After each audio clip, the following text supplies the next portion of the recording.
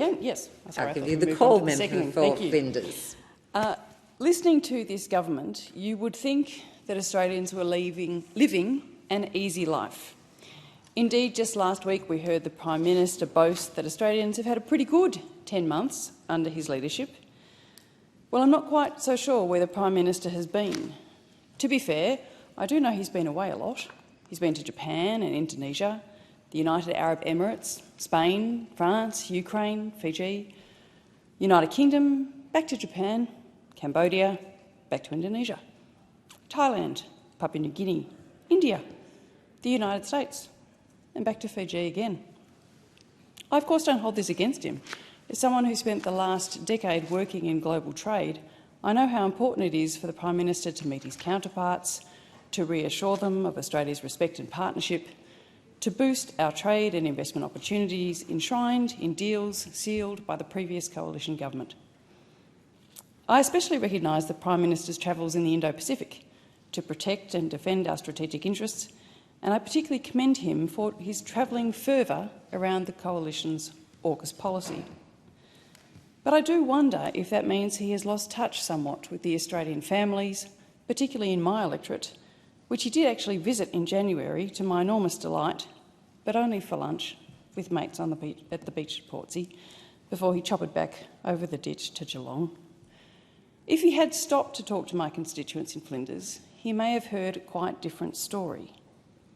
In January, he would have heard of their enormous struggles to get staff in our most critical industries, in tourism, hospitality, agriculture and health.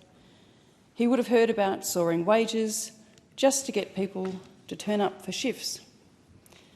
He would have heard about businesses having to close their doors for parts of the busiest season of the year simply because they couldn't get the cleaners or the cooks or the chefs or the waiters that they needed.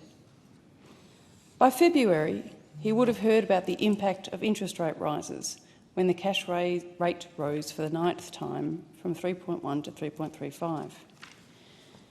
This year alone, 61% of Victorian mortgages will convert from fixed-rate mortgages to variable-rate mortgages.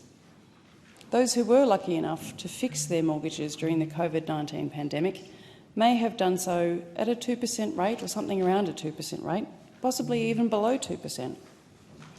And when they come off fixed rates later this year, their variable rate will be in the order of 6.5% a year, and that's assuming no further increases.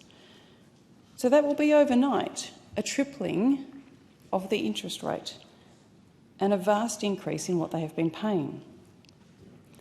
Those who are already confronting the impact of career and cash rate increases in their home mortgages are paying roughly $1,700 or $1,800 more each month, each and every month. That's $1,800 extra dollars after tax every month, and if you do the maths, that's more than $20,000 a year. What could a family do with $20,000 a year? They could buy a car. They could pay for school tuition in a local community school, maybe take the family of 5 away somewhere nice, Hawaii maybe for Christmas. They could replace a kitchen if it needed replacing. They could put money away for a kid's tertiary study or help them to get together money for a deposit for a home maybe. They could pay for out-of-pocket medical costs for an expensive but unexpected procedure. You could get married maybe. It'd have to be a cheap wedding. Or you could just buy a ring for the girl you love. $20,000 a year just in repayments over and above whatever you were paying before will come as a big shock and a big change to most families. And keep in mind that's for someone who's on a $750,000 mortgage. A good 10 months, the Prime Minister reckons.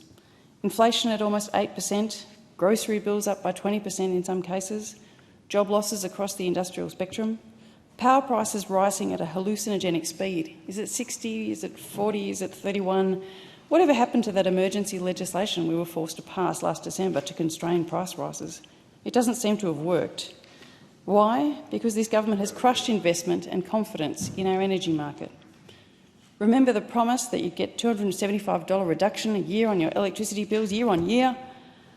Where has that promise gone in the last pretty good 10 months the Prime Minister talks about? And what about his promise of cheaper mortgages, no changes to super, lower inflation, and the promise not to touch franking credits, not to touch industry-wide bargaining, not to raise taxes and not to touch superannuation?